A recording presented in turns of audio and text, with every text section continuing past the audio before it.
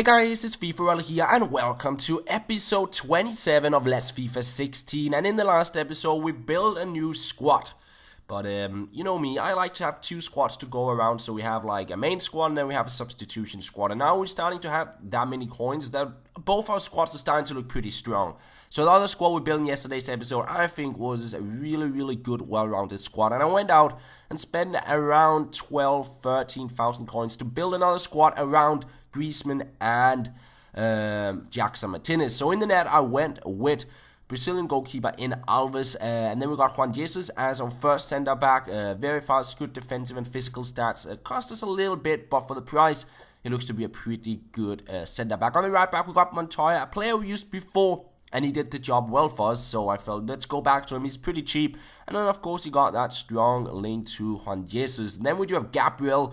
Another player who got a good height, good defensive stats, and pace and physicals are alright as well. Left back Gibbs, a player again, good pace and defensive stats, and the rest of the stats, as most fullbacks, are pretty well rounded. Centre defensive mid, we do have Gonalon, a big and tall player, good defensive and physical stats. He's not the fastest, but you do not really need that on the CDM spot in my opinion. Left mid, we do have Ntep.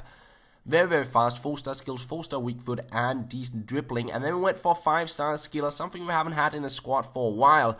Ben Arfa there in on the right mid, and he doesn't cost too much. So hopefully you can get a couple of skill moves going with him. And then Quintero in on the center attacking mid, a player I really liked last year. And I thought, you know what, let's try him out. He got good stats for a center attacking mid, good passing and dribbling. Those are the key stats, and the pace is alright to sort of get by. And then the two strikers up top, of course, Griezmann and Jackson Martinez, two very good players to score the goals. So as you can see, we moved away from the formations with the two center defensive mids, and I'm sort of comparing the 4-3-1-2, which got sort of wide center mids, compared to the 4-1-2-1-2 where we have wide wingers instead. So I kind of want to compare those. I think the 4-3-1-2 is better sort of defensive, and maybe the 4-1-2-1-2 is a little bit better attacking wise for my playing style, going down the wing maybe. But at least my thought with these two squads is from the previous divisions where I played with 4 attacking players. Now we play more with 5 attacking players, and then see if we can defend with the 4 defenders and 1 player in the midfield. Let's see how it goes. Anyways, we're into our first match. We're up against a 4-5-1 squad, and it's Jackson Martinez to be played through in the 18th minute. And this was a really weird goal. The keeper saved it, then he just shot it into his own net to score an own goal. And 1-0 it was. But my opponent will get onto the ball as well. Gundogan here, bringing on through into the box. Nice little run.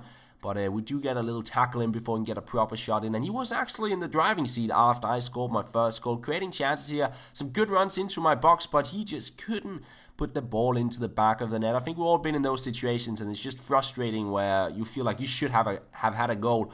And that was pretty much the case in this match. And instead I went up the other end, and Griezmann, he got a goal for us to make it 2-0 and give us that comfortable lead. And then the game sort of went out of hand, and I tried those games as well. It's frustrating where you feel like you actually play alright, and then all of a sudden everything just goes wrong. And this was the case for my opponent. All of a sudden I was up 3-0 on just some quick breakaways, and then I had the control of the game pretty much, because he went in with rush challenges and tried to just get the ball and get that comeback going, and it opened up a lot of space for us. And here we have a nice little pass and move play before it finds Jackson Martinez. He makes it 4-0, sitting on a very comfortable lead. And my opponent, he would try and get back into the game, and a nice skill there from Kagawa going on into the box, and I couldn't really get it out. Kalanuklu there going in for the shot, and again it doesn't go into the back of the net. Alves, good performance there in the net. 67th minute, Quintero trying out his left foot, very good last year, and almost scoring a beauty there for into the top corner, but didn't go in. And then we go out on the wing, and then this happened, and I thought, oh, it's just a little bit of a lack in the game maybe, or what is it? And then the spinning circle popped up, and I thought, okay, he maybe he did rage quit. But then it went back, and then I thought, okay, he didn't rage quit. And then all of a sudden